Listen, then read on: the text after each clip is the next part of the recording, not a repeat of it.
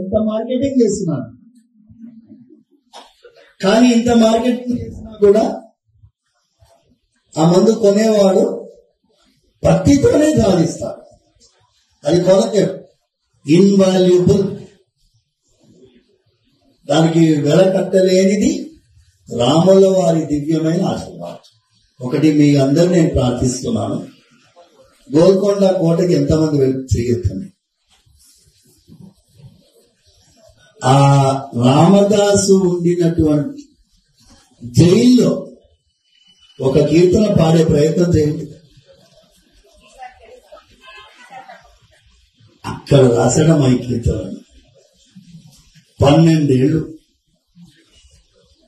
ఏళ్ళు ఆడినది కాదు. పొద్దున ఒకడు వచ్చి కొడతాడు, భోజనం చేసి మళ్ళీ ఇంకొకటి వచ్చి కొడతాడు, దెబ్బలు తిన్నాడు.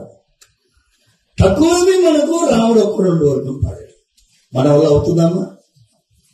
అందుకోసం రామదాసుకి ఈక్వల్ ఎవరు లేరమ్మా. త్యాగరాజ స్వామి గారి కంటే గొప్ప నేను రామదాసుని అంటాను. నేను అంటాను ఎందుకయ్యా అంటే, చిలుకూరు బాలాజీ అక్కన్న మాదన్న వారికి రామదాస్కి చిలుకూరికి దగ్గర సంబంధం ఉంది కాబట్టి రామదాస్ అంటే మా ప్రాణం. ఎవరు కూడా దెబ్బలు తిని రాములు అని పాడతాను. దెబ్బలు తిని ఎవరైనా పాడతాడా? ఒకటేసారి తిట్టాడు, ఎవడబ్బా సొమ్మని తిట్టాడు. తర్వాత బాధపడి అబ్బబ్బా